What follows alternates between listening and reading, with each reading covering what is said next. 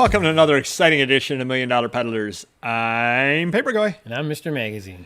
Today we're going to talk about one of those things that just kind of happens, and it seems to be getting worse at times. And actually, I blame Amazon for it. And the crazy thing is, we're not even in the categories that it really affects. And I'm talking about returns. And we kind of decided to talk about this because you got Amazon A to Z claim, I believe it was, a couple of days ago. Yeah. And it was kind of crazy when you think about it. What was it that you had sold? It was a Goldberg 12-inch dowel and box. Yep. And, you know, we're shooting this video right near the end of October. It's almost Halloween right now. When did you make that sale? I didn't even realize it till you told me. It's unbelievable. Early April, I believe. Yeah. Yep. Early to mid-April. And what was his reason for putting in the claim? He said it was damaged. You're right. He put it in a defective claim. Yeah. You know, the item was defective. Yeah. And at the he actually didn't say what was damaged. He just said it was damaged. Right. It took him 6 months to realize that something was damaged, and he's putting it in. It probably was damaged because he took it out when he was playing with the WWE figures and the slambulance. Yeah. Which, Yeah, over the turnbuckle. I mean, sure, maybe Goldberg. He was hardened plastic, but still, you never know. you never know what he possibly did on it. Now, I've not seen the figure, but is it possible to take it out of the package and put it back in the package and have it look reasonable, or is it one that you have to destroy the package? No, I think it's those ones where they got those ties around the body that holds them into the... It was a box, but the front was open, so you can touch them. But then, they had those white, almost like paper straps tied to the back. So it'd be real You'd hard have to cut them off, or Be definitely. real hard. Yeah. So, we're contacting Amazon at this point, and we're basically saying, hey, look, it was 6 months ago. He's saying it's damaged, and it took him 6 months to realize it. And, most reasonable return policies are 30 days, maybe 60 you might have on something, but I don't know, 180 days. I got to interrupt her. On top of it, I never received it back. I looked through our inventory over the last month when you put the complaint in, or a few weeks, whatever. It's nowhere to be found. We never got it back. So I asked him for tracking. He never supplied the tracking number, the return tracking to me. So, who knows what happened, but it's foolish for me to give the refund. Yeah, definitely. It was $80, I think, $70 or $80.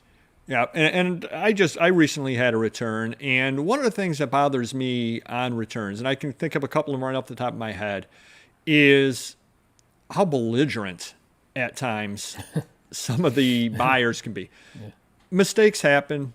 There are disagreements. There are situations. Sometimes, I've had times before where packages I've sent out, the person never got the contents of it, and I got back, oh, this label was found. What was it that was sent out type deal? And, you fill out the paperwork, you send it back to the post office. You never get the item back. You just have to give a refund. Yeah. Basically, they were not careful with it. Some way or other, the package was damaged and the contents spilled out. I mean, that's happened. And that's happened any number of times to both of us. Right, yeah. And we filled out the paperwork, and we've never gotten anything back on it. Who knows where it goes? Right. I mean, it probably just goes off somewhere and goes in some big auction at the end of the year for, they auction off whatever's found in there, whatever left packages and all that kind of stuff, and that's the end of it. So things do happen. But we both have been in business for a long time. I mean, almost 20 years now selling online and, type deal. We know what we're doing. You have, 160,000 positives thereabouts. I have over 50,000 positives. We've shipped a lot of items out throughout the years. And I bring that up because I got one the other day, and it's kind of crazy. It was a postcard. I sold it cheap. I think it was a $7 postcard, something like that. And I've shipped thousands of postcards out. How would you ship a postcard out? I'd probably put a cardboard backer in there, and then in an envelope, a padded mailer maybe, preferably. Yep, exactly. I took the item. I stuck it. I also stuck it inside of a little bag so it was protected from the elements. Stuck the cardboard backer, stuck it in a padded envelope, mailed it off. Apparently, it got bent. Okay, I've sent thousands of postcards, never had one got bent. But okay, perhaps it got bent. But what irked me was that when he put it in, or when he emailed me and said there was a problem, he said it's because I didn't put I did not put a stiff backer in there. And that really set me off because I know that I did. Just say it got bent. You don't have to go and disparage the shipping. And that got me in a bad mood. It was $7, something like that. Sure. So I refunded them. I put them on my band bidder list. I put them on your band bidder list. Good. So at some point, he's going to try to buy from you. He's going to go, what did I do? Like, you're being unreasonable. So yes, problems happen, but don't just come out and say, just say, hey, this got bent in the mail. Is there something we can do about it? Right. And then I might say, well, how did it get bent? Well, the cardboard got bent. It got bent. My mailman forced it into the mailbox. Something. I mean, who knows what exactly happened? But I would have noticed an envelope without a backer in it. I think I got a good one here because I didn't tell you about this one. So, let me just read this. I got a letter from a lady. Between your crappy wrapping and the postal service tossing my package around, so she's blaming both of us. My bobblehead didn't arrive in one piece. Now, Flo from Progressive, we had the bobblehead of her. Oh, okay. And the head was loose, so I knew that could be glue. But usually, the bobblehead collectors know that you can just glue the little spring. It is very common, and it was plastic, so it wasn't those old breakable ones like that. So she gets it, and we packed it nice, bubble wrap in a box, no problem. And I know from having watched you pack things before, you always bubble wrap around the neck and everything too, absolutely. because we learned to do that. Definitely bubble wrap around the neck of bobbleheads. So the base got broken. Oh, the base. Okay. I refunded her. I said, my apologies. There's nothing you can really do. It was like $10, $15. There wasn't any insurance on it. So this was a week ago. I just get this letter in the mail. It didn't arrive in one piece, several pieces. You didn't even put fragile on the box. How displeased I was. Thanks for nothing. Signed, Sad in Kentucky. So this person got refunded and then still had to take time out of their day to mail me a letter complaining about the item. And blaming the post office and me as well, And if you put fragile on there, there's no guarantee they're going to just carry it like it's, No, they definitely don't. They don't matter. care. Yeah, crazy. I don't know if I ever told you the story when I one Christmas season I needed a little extra cash, and I worked at the UPS. And my job was working at the local UPS unloading the trucks that came in overnight, and you had to unload them, and then they were, put onto the other trucks and shipped out and everything like that.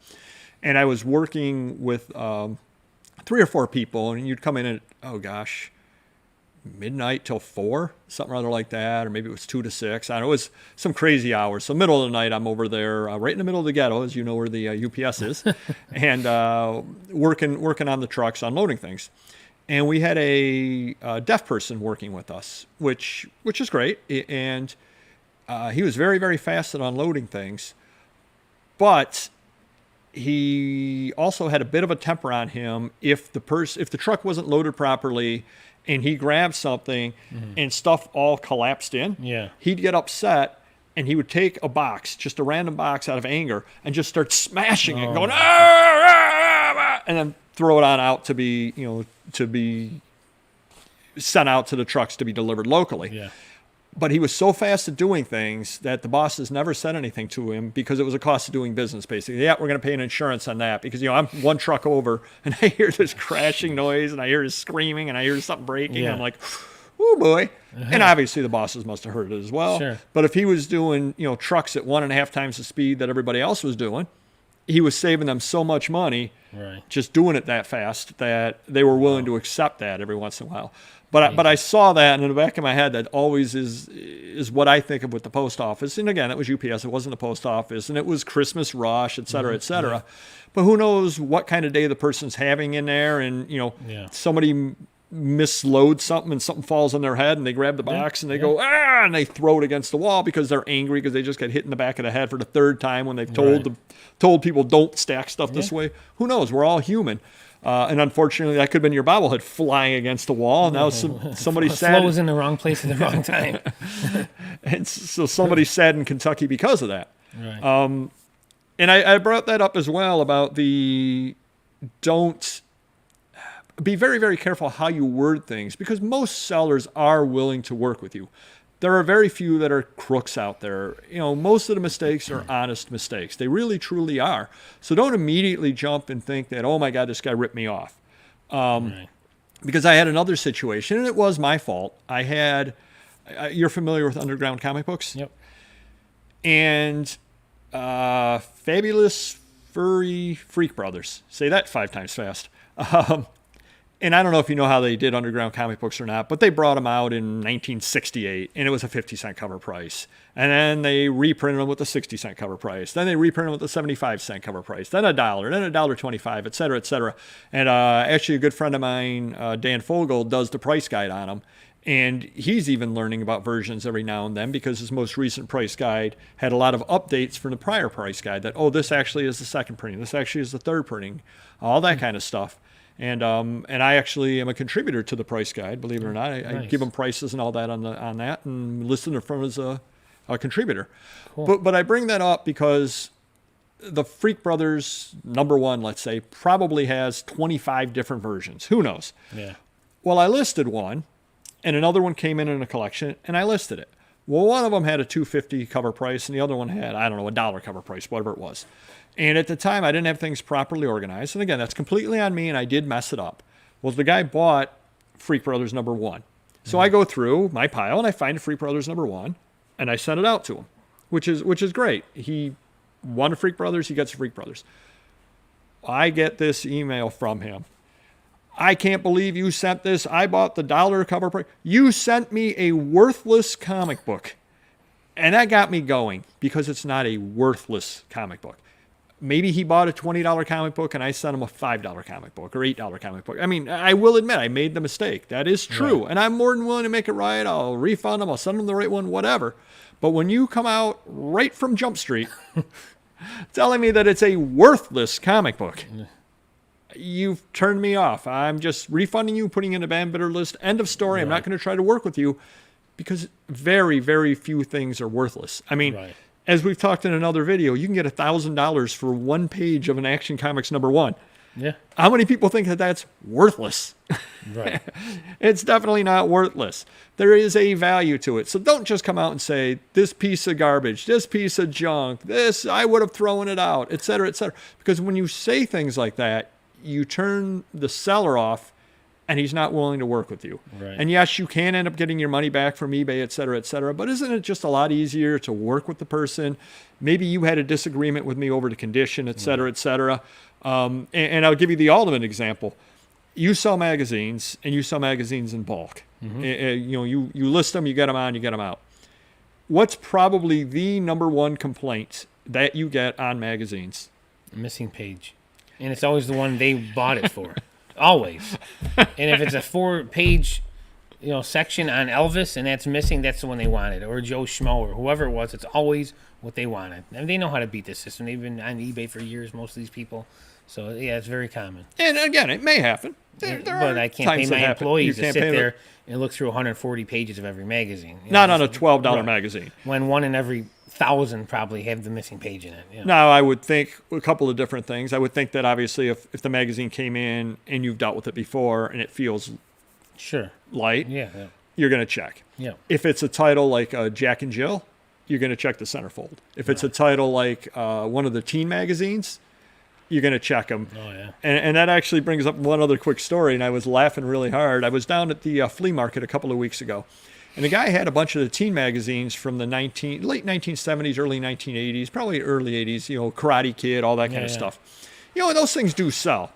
So I saw he had them out, and I picked one up, and I start looking through it. And he was kind of a weird guy to start with because he didn't necessarily like me touching the product, which was kind of odd. It's like you want to sell the items, yet you don't let the buyer pick them up. But I guess a lot of people had picked them up and pawed through them. Right. Well, I'm looking through it. And I go, I'm just checking to see if they're complete. He goes, they're all complete. Well, I got to one, and it was like page 38 and then page 34. I said, well, just to let you know, this one isn't 38, 34. Well, I checked them all. They're all complete. I said, okay, well, get to the next one. That's 42 and then page 36. This is missing. I checked them all. They're all complete. I'm like, well, I'm showing you. Look, this one's complete. And he's taking them and paging through. And because some of the posters were there, he thought they were complete. Right. And I just said, well, good luck. He goes, well, what do you want? You're only paying a couple dollars each. I'm like thinking, okay, yeah, fine, but I want them complete. I'm paying a couple dollars a piece. Not that I wouldn't buy them from them incomplete, because they do sell in lots incomplete. Yeah. He probably had 20 of them. $10, $12, I would have bought the pile off them incomplete, sold them as incomplete, and maybe I go home and get lucky one of them is complete. Great. Yeah. But don't argue with me that they are complete. And again, I was not belligerent in any manner. I'm just, hey, just to let you know type deal. Here's why I'm not buying them, to let you know, so that way you don't sell to somebody else and they get upset. Yeah. If we're working in base 10 numerals, I'm on page 38, and the next page is 34. Yeah. 35, 36. They've disappeared somewhere. You're missing a page, just letting you know. And One other quick thing to the people out there. Some of the most confusing magazines to check for completeness are the 1970s 17, and there are a couple of others like that. And I'm going to put you on the spot, and I don't think you know the reason why. Here we go. Do you know why? The horoscopes. No. Well, that was Cosmopolitan. Right? Now, the reason why is when they did their page numbering, you know how a lot of times there are the subscription cards tipped in, or the various things that you could pull out and send in? Yeah. They count those as pages. Wow. So if you're going through it, you'll see page 14, and then you'll see the next page, page 17. Where's 15? Oh, it's this little thing here. Wow. Okay. And so then sometimes that won't be there, but then you'll look and you'll say, well, nothing was cut out. Right. It obviously was that missing out of there. So then you got to know. note that. Yeah, so that's one of those little insider tips there that only magazine people know. Well, some magazine people know. Jeez. Only the big time ones know it. So if you do have problems, they do happen. Just, approach it with kid gloves. Say, hey, I'm a little unhappy because. Don't just from Jump Street say, you sold me a piece of garbage, you sold me a piece of trash. That's not going to get you very far with most sellers, because we're all human and we do our best, and we don't want to be put on the defensive right away. Right. So there's a better way to do it. So hopefully that helps you some. Hopefully you learned some things, and we'll see you next video. Take care. Bye-bye.